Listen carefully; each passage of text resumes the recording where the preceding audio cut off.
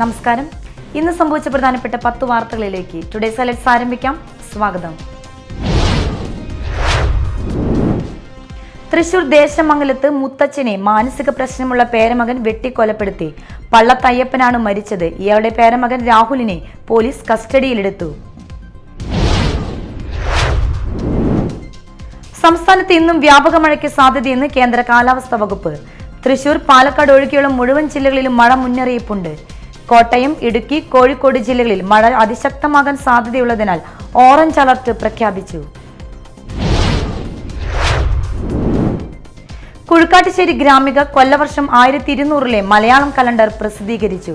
ചിങ്ങി മുതൽ കർക്കിടകം വരെ 12 മാസത്തെ കലണ്ടറിൽ 2024 ആഗസ്റ്റ് 17 മുതൽ 2025 ആഗസ്റ്റ് 10 വരെയുള്ള ഇംഗ്ലീഷ് കലണ്ടറും ചേർത്തിട്ടുണ്ട്. കലണ്ടറിന്റെ പ്രകാശനം കേരള കലാമണ്ഡലം മുൻ vice chancellor doctor TK Narayanan നിർവഹിച്ചു.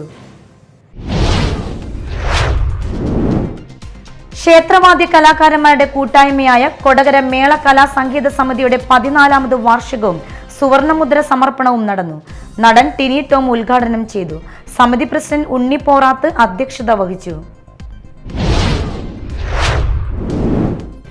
വയനാട് വീട് നഷ്ടപ്പെട്ടവർക്ക് 30 വീട് നിർമ്മാണ ഫണ്ടിലേക്ക് പണം കണ്ടെത്തുന്നതിന് വെള്ളാങ്കല്ലൂർ മണ്ഡലം യൂത്ത് കോൺഗ്രസ് കമ്മിറ്റിയുടെ നേതൃത്വത്തിൽ കോണത്തുകുന്നിൽ ബൾബ് ചലഞ്ച് നടത്തി. യൂത്ത് കോൺഗ്രസ് സംസ്ഥാന വൈസ് പ്രസിഡന്റ് OJ ജനീഷ് ഉദ്ഘാടനം ചെയ്തു. മഹേഷ് അലിങ്ങൽ അധ്യക്ഷത വഹിച്ചു.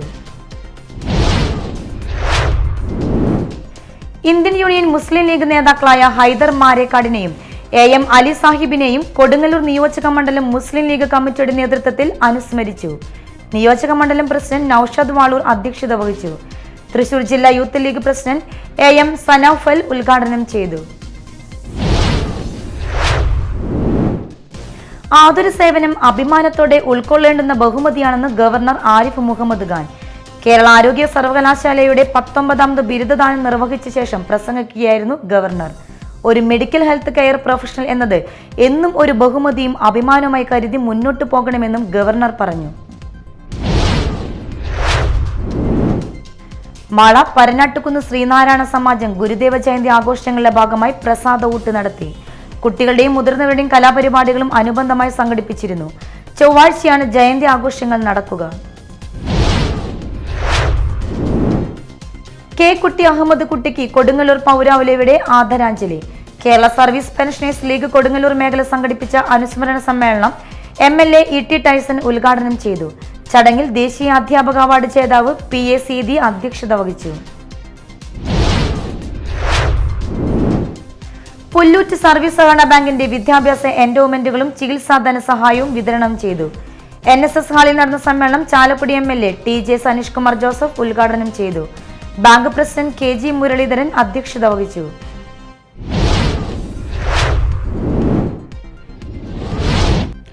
ഹൈലൈറ്റ്സ് വാർത്തകളുടെ വിശദമായ റിപ്പോർട്ട് അടുത്ത ന്യൂസ് റൗണ്ടപ്പിൽ കാണാം.